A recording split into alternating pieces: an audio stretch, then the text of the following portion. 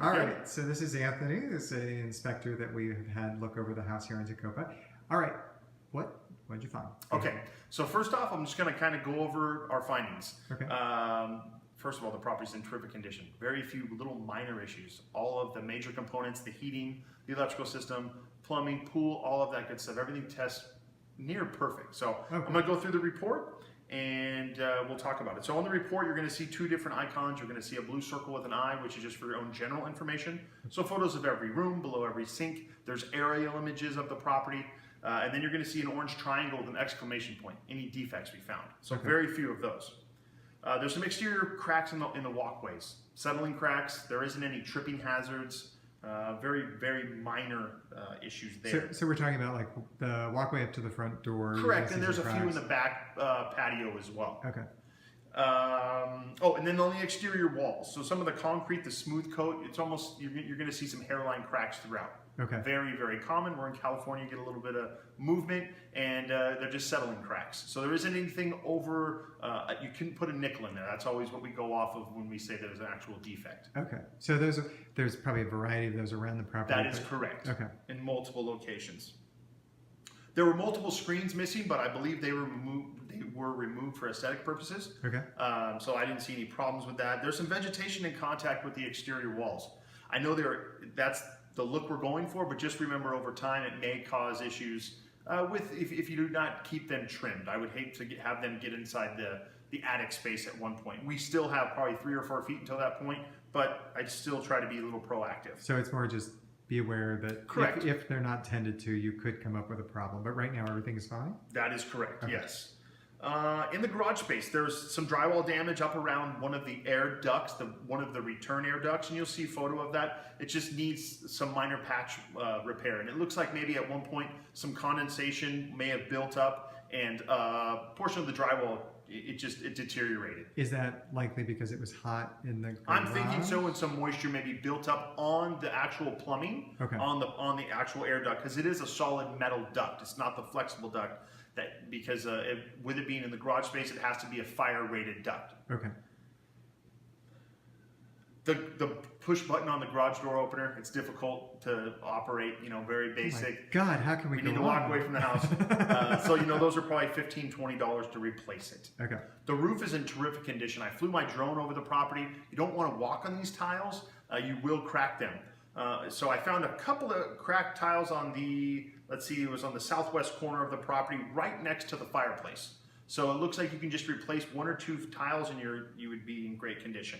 Is that something that's required to have happen? Or is I wouldn't say it would be required because there is metal flashing below that, but it would be, I would always recommend it, especially out here with the winds, and we can get some pretty heavy rain at times. Okay. The attic space, you have a very small attic in the main hallway here. I just stuck my head up there and took some photos. We do not have a catwalk, so I don't walk around in the attic. Last thing I want to do is come flying through the drywall. So I took some photos. I didn't see any stains, damage, any alterations whatsoever, so we look good there. Okay. I did note that there was one junction box that they did some wire splicing in the attic space that the wires need to be placed within the junction box and a cover placed on top, just for safety purposes. Okay, so they're just sticking out. Correct. They're out of the box. They're wire nutted properly. They just need to be within the box and covered. Okay.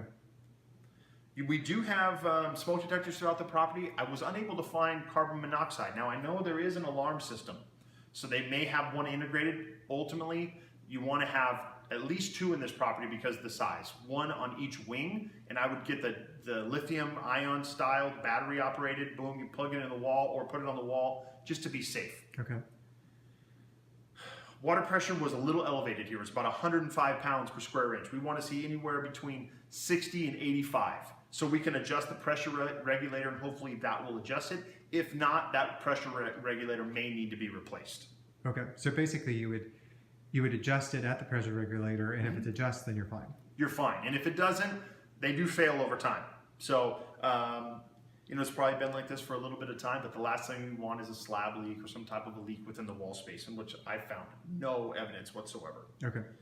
Water heater, it's a 70-gallon water heater. It's quite large. It's on a platform 18 inches off the floor. It has 2 straps. I would prefer 3 straps with the size. They say 75 gallons and above, you need 3 straps. It's 70, it's close enough for me for safety purposes. I would recommend maybe just 1 strap in the center, a seismic trap, and you'll be good to go there.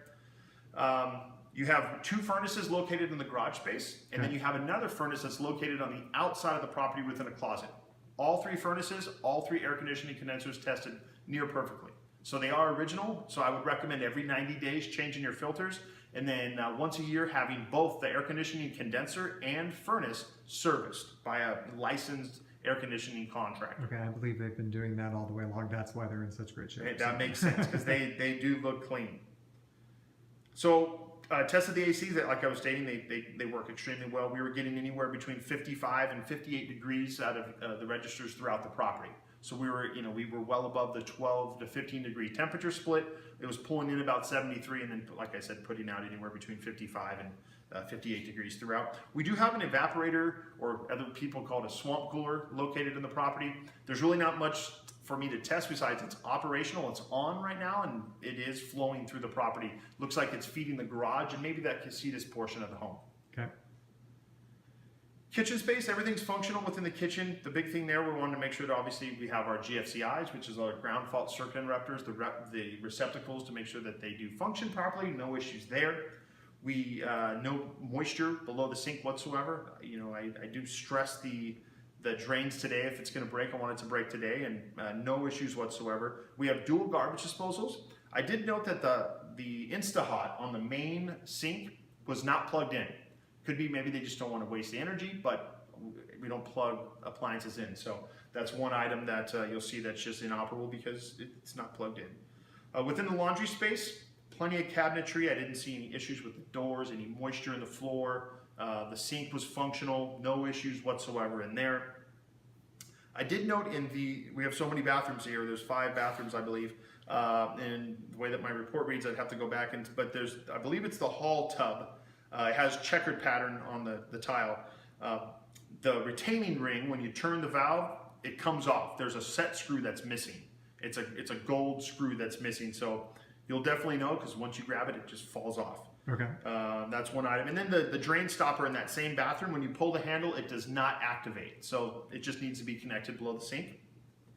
The powder room, no issues whatsoever. I did note that the powder room's light fixture, it flickers a bit when it's running.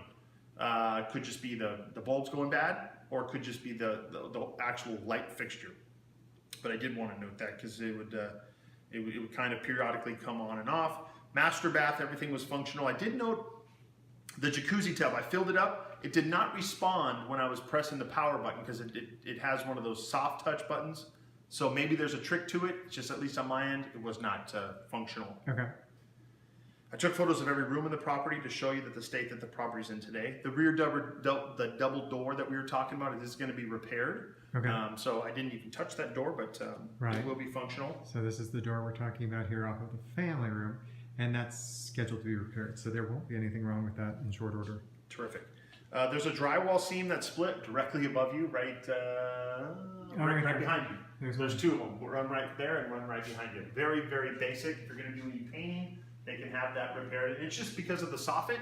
The drywall is just really, there's a hollow space, and over time the seams may pop. Okay. With the pool is, it's a great setup. We have saltwater cell. There's really no way for me to tell you besides I look at the saltwater cell, it shows green. I say, hey, it's functional. But we don't test the pH of the water, and that's really how you would tell you if it's functional. The heater fired right up, no issues there. We do have dual lights, one in the spa, one in the main pool. Okay. No problems. And you have a dual controller. You have an interior controller that sits in the kitchen here, and it's wireless, and you can control everything from there. There is a small water leak on the right side jet pump on the pool. You'll see that. There's going to be a photo in there. And then the solar bladders that are located on the roof. It's beyond our scope. There's really no way. I don't know how they function in the sense of how they're controlled. I didn't see any leaking whatsoever when I had my drone up there, but that would maybe be something a pool professional could get a little bit more detail. And they're going to have somebody looking at that because it wasn't piped recently to go through it, so there's no leaks because I don't think it's currently being used. So. Okay, that makes sense.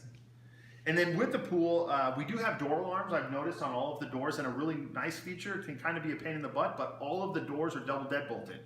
So when they're locked, they're locked. So, you know, the only problem with that is if you need to get outside. So we do have and then the side yard gate. The side yard gate has to be self-closing because it leads directly into the pool area.